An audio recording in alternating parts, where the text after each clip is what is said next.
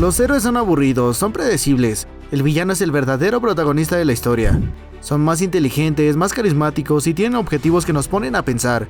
Y si no estás de acuerdo conmigo, piénsalo. ¿De qué hablarías más en una fiesta? ¿De la ética inquebrantable de Superman? ¿O de la irónica anarquía del Joker? Hoy vamos a explorar la intrigante pregunta del por qué amamos tanto a los villanos en series, películas y videojuegos. Profundizaremos en la psicología detrás de esta atracción y examinaremos los mecanismos narrativos que los creadores utilizan para construir a un gran villano. Nuestra fascinación por el mal no es una falla moral, es un mecanismo psicológico profundo.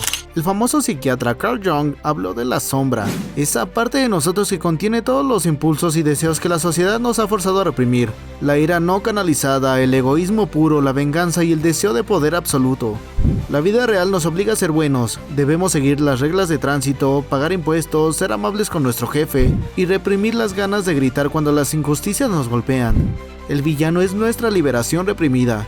Cuando vemos a un personaje como Gollum sucumbiendo por completo a la avaricia y la locura, lo que observamos es el costo de dejar que nuestros peores instintos tomen el control.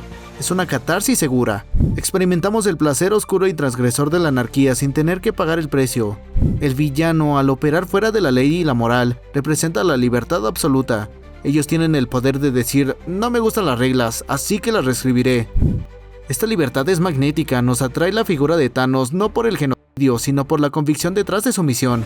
Él no está loco, está seguro. Se ve a sí mismo como el único con la voluntad necesaria para salvar el universo del colapso, incluso si eso requiere un acto de horror cósmico. Su lógica es aterradora, pero desde su perspectiva es impecable. Y en un mundo lleno de incertidumbre, la convicción inquebrantable, incluso la malvada, es un faro. Un gran villano nunca es simple. La diferencia entre un antagonista olvidable y una leyenda reside en la ingeniería narrativa. El creador tiene que hacer que el mal sea tan atractivo y formidable que el público se pregunte genuinamente si el héroe tiene alguna posibilidad. Como mencionamos anteriormente, la humanización es clave. Incluso los seres más malvados deben tener un punto de origen que el público pueda entender o compadecer. Sephiroth de Final Fantasy VII, uno de los villanos más emblemáticos de los videojuegos. Su maldad nace del descubrimiento de que fue el producto de un experimento científico y no un héroe de guerra. Su descenso a la locura, impulsado por el dolor existencial y la traición, es lo que lo hace tan trágico y por lo tanto tan cautivador para el jugador. O Loki, a diferencia de muchos otros, no es puramente malvado. Su villanía a menudo surge por un profundo complejo de inferioridad, celos hacia su hermano Thor y la angustia de sentirse un marginado y un monstruo por ser un gigante de hielo adoptado.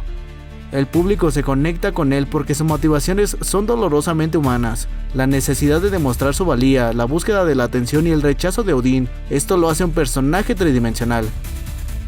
Ahora hablemos de Darth Vader. A diferencia de villanos que son malvados por naturaleza, Anakin Skywalker es una figura trágica, y esa es la clave de su profundidad. Anakin no se unió al lado oscuro por un deseo de conquista, sino por un miedo desesperado a perder a sus seres queridos. Era el elegido, destinado a traer equilibrio a la fuerza. Su transformación de un niño esclavo con un gran corazón y potencial a un Lord Sith sin alma hace que su arco sea devastador. El público lo ve como una víctima manipulada de sus propias pasiones y de un sistema Jedi que no supo manejar sus emociones. Por otro lado, el error del villano perezoso es querer dominar el mundo sin razón. El maestro del mal tiene un objetivo coherente. Piensa en Magneto de X-Men. Él no odia a los humanos por deporte, los odia porque su vida ha sido marcada por el trauma y la persecución. Su objetivo, la supremacía mutante, es una respuesta directa y comprensible a la discriminación brutal e impulsada por su oscuro pasado durante la Segunda Guerra Mundial. Su método es incorrecto, pero su causa tiene una raíz trágica que resuena. Le da un sentido de propósito que va más allá de un simple deseo de poder. Él es el héroe de su propia historia. Aunque el ingrediente secreto de un gran villano es ser un espejo deformado del héroe, no pueden ser extraños, deben estar intrínsecamente conectados. El villano es la pregunta que el héroe se niega a responder y el camino que rechaza tomar. Batman no es nadie sin el Joker. Batman es el orden inflexible, el Joker es el caos absoluto. El Joker no quiere solo matar a Batman, quiere romperlo, quiere obligarlo a cruzar la línea moral, a demostrar que la moralidad de Gotham es una ilusión y que Batman está solo a un mal día de distancia de convertirse en un monstruo como él. Al ser un espejo, el villano hace que el héroe se defina. Sin esta sombra, la luz del héroe palidece, y no hay mejor villano que aquel que no posee control alguno. Si tuviéramos que elegir el arquetipo definitivo de este fenómeno, el foco caería inevitablemente sobre el Joker. Es la encarnación más pura de la fascinación por la oscuridad, porque en esencia, él es el caos incontrolable. Su mito es tan poderoso precisamente porque en muchas de sus mejores encarnaciones su origen es fluido. Pensamos en Heath Ledger o la versión de The Killing Joke. El mismo Joker te diría que prefiere que su pasado sea de opción múltiple. La ambigüedad es su arma más letal. Es el terror de la anarquía. No busca dinero, no busca poder político. Su gran plan es filosófico, probar que la sociedad es una mentira y que la locura es el estado natural del ser humano. Él es la prueba de que el mal puede surgir sin razón, lo que es infinitamente más aterrador que el mal con un motivo. Él es el carisma destructivo. La interpretación icónica de Nicholson, Ledger y Phoenix nos han recordado que la locura, cuando es ejecutada con suficiente ingenio, humor negro y teatralidad, es fascinante.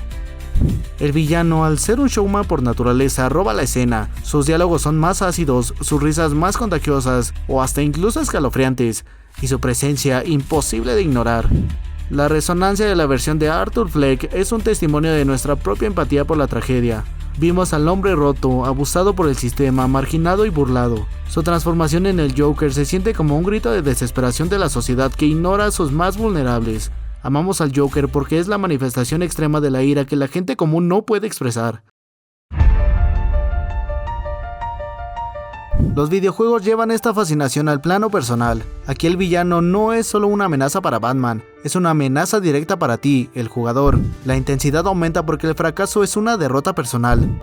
Pensemos en personajes como GLaDOS de Portal o Andrew Ryan de BioShock. GLaDOS te manipula y te abusa con un ingenio cruel y sarcástico, creando una relación de amor-odio inmediata.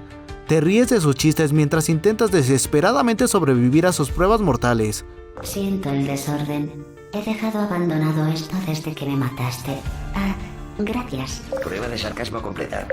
En juegos con narrativas complejas como The Last of Us Parte 2, la línea entre héroe y villano se disuelve por completo. Cuando entendemos las motivaciones de Abby, su deseo de venganza no es menos válido que el de la protagonista Ellie. Los videojuegos nos obligan a vivir el conflicto moral, permitiendo que las acciones del villano sean el resultado comprensible de un dolor que el jugador ha presenciado. Esta empatía forzada es lo que hace que los villanos de los videojuegos sean tan indelebles. Al final del día, los villanos son los narradores más honestos de la cultura popular. No son solo un recurso de la trama, son la necesidad filosófica que da forma y peso a la historia. Define la moral. El bien solo importa cuando el mal es una fuerza lógica y poderosa. Son el motor de la historia. Sin la crisis provocada por el villano, el héroe no tendría que actuar. Nos enseñan la empatía, nos obligan a mirar la oscuridad no como un vacío, sino como un lugar que se forma por la tragedia, el dolor y las decisiones imposibles. Amamos a los villanos porque nos ofrecen una visión sin censura de lo que significa ser humano, lleno de potencial para la grandeza y sí, para el horror. Nos permiten explorar nuestros propios demonios y al hacerlo hacen que nuestro propio camino hacia la luz sea mucho más valioso. El villano se retira a las sombras y nosotros como audiencia solo podemos esperar su regreso, porque sinceramente, ¿qué sería de la historia sin ellos?